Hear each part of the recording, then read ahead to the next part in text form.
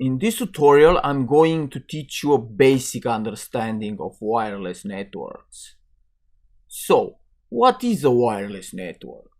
Is the network set up by using radio signal frequency to communicate with other computers, just like cell phones and radios.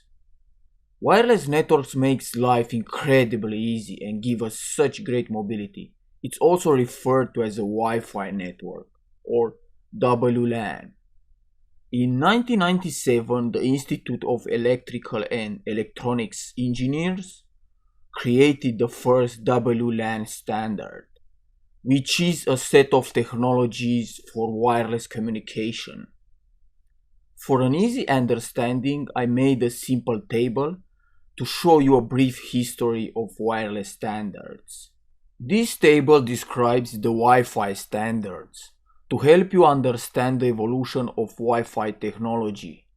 As you can see, there are 5 standards, but you only need to remember the N and the AC, because these are the most common standards in use today.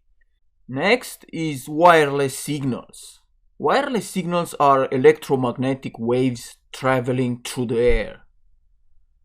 They are important because they can transfer information like audio, video, or voices, and so on. There are 2 types of Wi-Fi signal: 2.4 GHz, a lower frequency. This is the more common Wi-Fi technology in use today, and the 5 GHz, which is a higher frequency used by fewer devices and can achieve higher speeds. The range is also shorter. You will also need to know what is a wireless channel. For the 2.4 GHz band, there are 14 channels.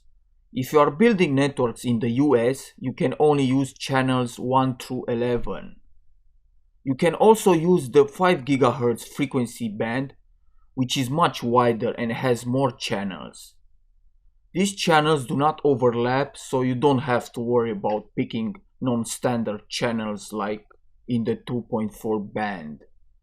Now that you know what channels and different bands are, you will need to know how to avoid radio interference.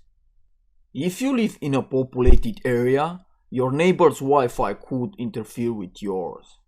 So change the default Wi-Fi channel and use 1, 6, and 11. These 3 channels have no frequency overlap.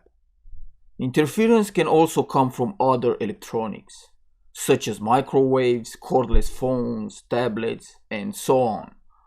The last topic I want to cover in this video is wireless antennas. Antennas are also key components of these radio communication systems.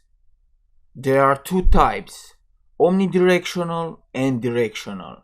An omnidirectional antenna sends a signal out equally in all directions. A directional antenna sends a signal out in one direction.